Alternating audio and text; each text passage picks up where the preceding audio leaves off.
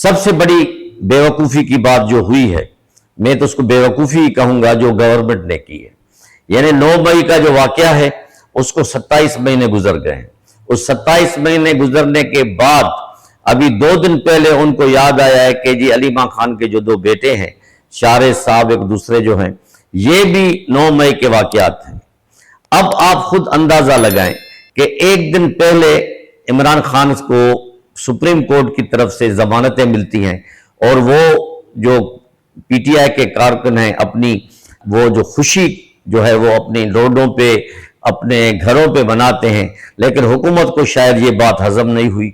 उन्होंने कहा कि हम एक काउंटर अटैक करके उनकी खुशियों को मलियामेट कर देते हैं। उन्होंने फिर अली मां खान के पहले बेटे को, जो नेशनल एथलेटिक है, एथलेट जो है वो बहुत बड़ी गेम होती है, वो मुझे बताने की जरूरत नहीं है, वो आप सब जानते हैं, उसका हीरो है। और उसके बाद फिर दूसरे दिन दूसरे बेटे को भी गिरफ्तार कर लिया, शेर अली को। अब आप उनसे ये पूछें कि इस वाक़े को 27 महीने से यानी 2.25 साल हो गए हैं, क्या ये पुलिस या ये इंतजामिया सोई हुई थी कि वो उनको अभी जाके गिरफ्तार कर रही है?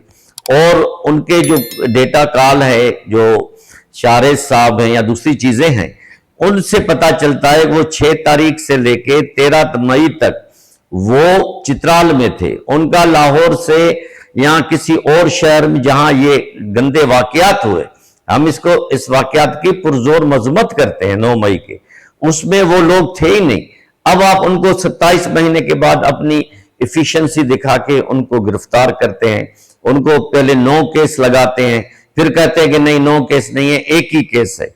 एक केस में आप उसकी 30 रोज का रिमांड मांगते हैं और जज जो है वो बेचारा, वो भी आप लोगों की बातों में को सुनने के लिए कोशिश करके आखिर वो आपको 8 दिन का रिमांड देता है।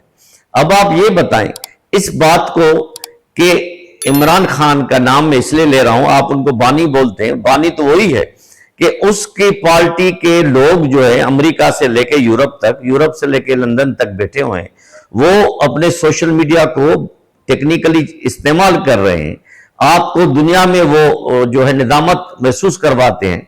अब ये 27 महीनों के बाद आप उनके भांजों को गिरफ्तार करेंगे तो क्या ये आपके लिए अच्छी बात है?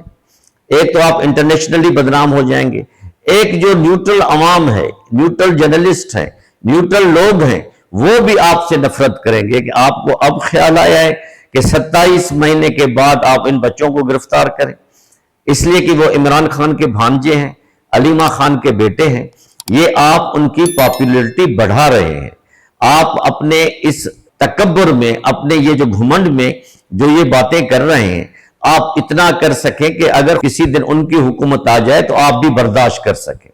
ये एक लिहाज से आप आवाम को बेवकूफ बना रहे हैं। जब एक चीज कि आपके पास जिनका प्रूफ थे, जिनको आपने सजाएं दिलवाई 10-10 साल, उनको आपने नाअहल भी करवा दिया, सब कुछ हो गया, अब आप उनके पीछे पड़े हुए हैं जो उनमें थे ही नहीं। उनका कसूर सिर्फ यह है कि वो बानी पीटीआई के भांजे हैं या अली मां खान के बेटे हैं।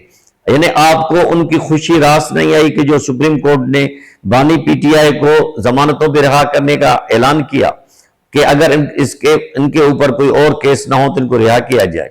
ये अलग बात है कि वो रिहा नहीं हो सकता क्योंकि उन पर और कई केसेस हैं, मनी लॉन्ड्रिंग का केस है और केस है।